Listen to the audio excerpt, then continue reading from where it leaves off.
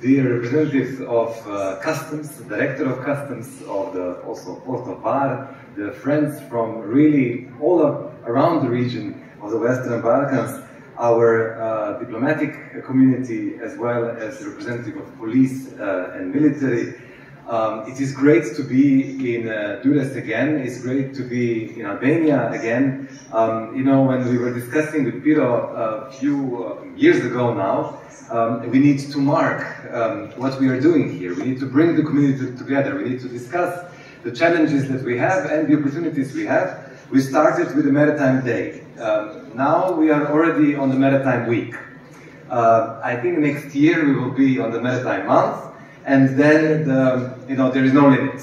So, and I think this is the right approach. I think there are so many topics that we have. There are so many also interesting stakeholders that needs to come together, and also it shows that the maritime business, that the maritime sector is the sector connected with all other modes of transport. And that's why I'm very happy that we see representatives of railways here, of roads, and that's the way it should be. It should not be about the modes of transport living their own separate lives, but we are here to create the network.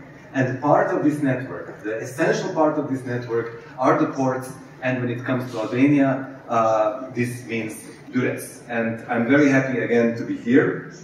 I'm not the first person who discovered that Dures is an important maritime center. Romans did that a few years ago, where they connected with the Via Ignatia, not only Dures, but all the way to Ohrid, and then from Ohrid to Thessaloniki, and from Thessaloniki to Byzantium, or today's Istanbul.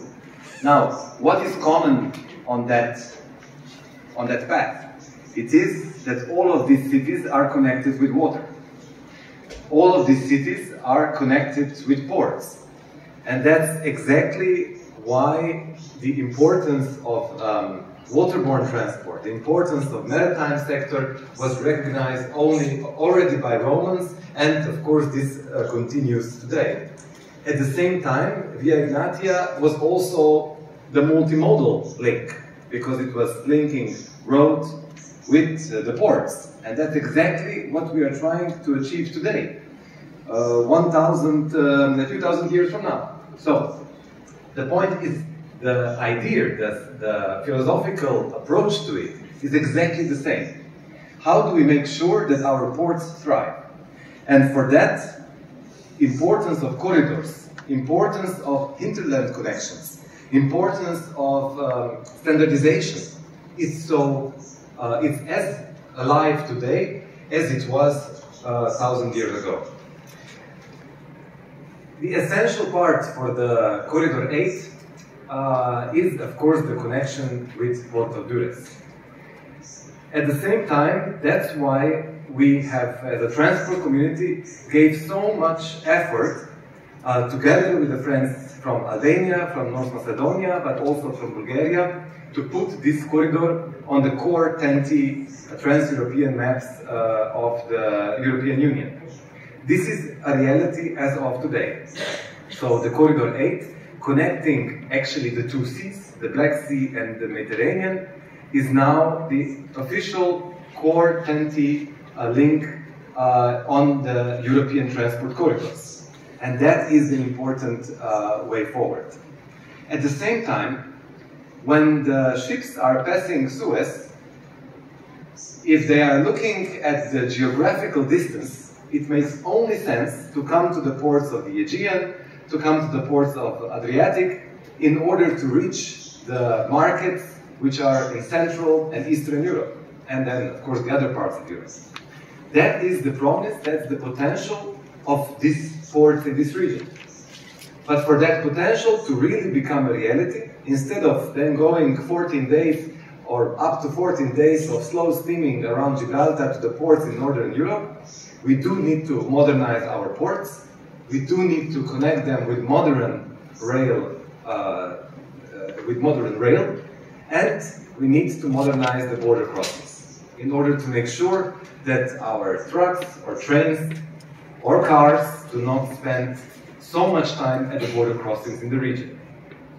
For that, we are working hand in hand with everybody around here to make this a reality. So allow me just to mention, in my view, 4 biggest opportunities for the maritime sector in the Western Balkans. One, I already mentioned, hinterland connections. That is already being addressed. The Corridor 8 is already here, the rail connection being built, and that's the way to go. Border crossing points need to be modernized. Secondly, digitalization. It's absolutely essential that the maritime sector, as well as everybody else, digitalized as much as possible.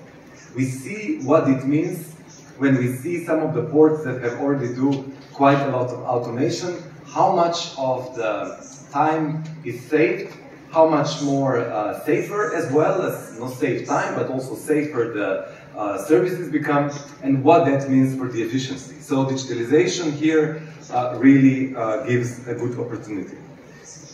At the same time, we need to green the ports, specifically with the possibility of attaching them to the more electric grid when it comes to that, and that is something which is really important when it comes to the also availability of the alternative fuels. This is one of the conditions of the new TEN-T regulation, and that's why we'll be working with the ports here in the region to make that possible.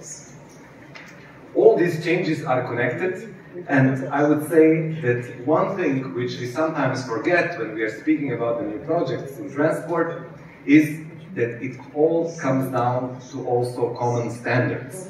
And the common standards translate into EU legislation in this area where we live. Which means that we use the same standards, so the same legislation, when it comes to the operations in transport. And that's why it's absolutely essential to transpose and implement all the IMO conventions, as well as, of course, the EU legislation when it comes to environmental standards, as well as other important topics. So all of this comes together.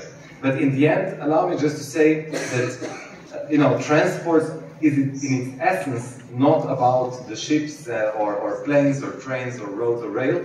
It's about the people that are using transport to do something, whether to visit their friends, to go to schools, to get the new products, to really, that's the value of connectivity.